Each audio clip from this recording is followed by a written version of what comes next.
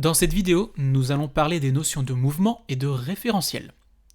Nous allons commencer cette vidéo par définir ce qu'est un mouvement. Eh bien, un mouvement, ça va être un déplacement qui va entraîner des changements de position. Nous allons prendre l'exemple concret d'une montgolfière qui, pendant son mouvement, va prendre plusieurs positions. Donc parfois des positions qui vont être plus basses et parfois des positions qui vont être plus hautes. Donc on va considérer que cette montgolfière est en mouvement.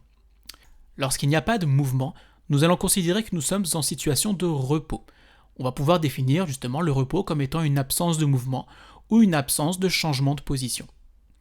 L'épouvantail planté au milieu du champ est bien lui en situation de repos. Dans certaines situations, il sera plutôt compliqué de définir si un objet est en mouvement ou en repos. C'est pour ça qu'en physique, on va apporter une information supplémentaire qui est le référentiel.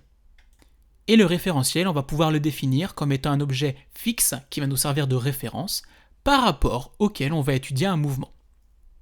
Pour ne pas s'en mêler les pinceaux, je vais vous proposer une méthode qu'il va falloir suivre pour étudier un mouvement. À chaque fois, il va falloir préciser deux choses. Le système, donc c'est-à-dire l'objet dont on souhaite savoir s'il est en mouvement ou non, et le référentiel d'étude. Et avec ces deux informations-là, on va être capable de déterminer si un objet est en mouvement ou en repos. Alors on va revenir sur la situation précédente et on va en tirer deux exemples. Dans le premier exemple, on va s'intéresser à la montgolfière. Donc ça va être, elle, notre système. Et le référentiel, ça va être le sol. On veut savoir si cette montgolfière est en mouvement par rapport au sol. Donc comme on l'a dit tout à l'heure, elle se rapproche du sol, elle s'en éloigne, d'accord ? Elle traverse le champ, donc en effet, la montgolfière, elle est en mouvement par rapport au sol. Deuxième exemple, cette fois-ci, on va s'intéresser à l'épouvantail. Donc ça va être lui, notre nouveau système. Le référentiel sera toujours le sol. Comme on l'a vu tout à l'heure, l'épouvantail est planté dans le sol, donc on va considérer que par rapport au sol, l'épouvantail est au repos. Il y a trois référentiels principaux qui sont à connaître. Le premier est le référentiel terrestre. Grâce à lui, on va être capable d'étudier les mouvements d'objets présents sur Terre par rapport à un autre objet fixe sur Terre. Nous avons vu le sol tout à l'heure, mais on peut en citer plusieurs des exemples, comme la table, la cour de récré, le quai de la gare, etc., etc. Voici un autre exemple que vous rencontrez tous les jours, donc une table, un crayon de papier et une chaise. Parfois, il arrive que le crayon de papier tombe de la table, donc on va pouvoir dire que le crayon de papier est en mouvement par rapport à la table, mais que la chaise, elle, est en repos par rapport à la table, puisque la distance qui les sépare ne varie pas. Le deuxième référentiel à connaître est le référentiel géocentrique. Grâce à celui-ci, on va pouvoir étudier les mouvements de la Lune et des satellites de la Terre par rapport au centre de la Terre. Donc si on représente la planète Terre, on voit que le référentiel géocentrique, c'est le petit point rouge qui se trouve en son milieu. Nous allons donner l'exemple de la Lune et d'un satellite géostationnaire.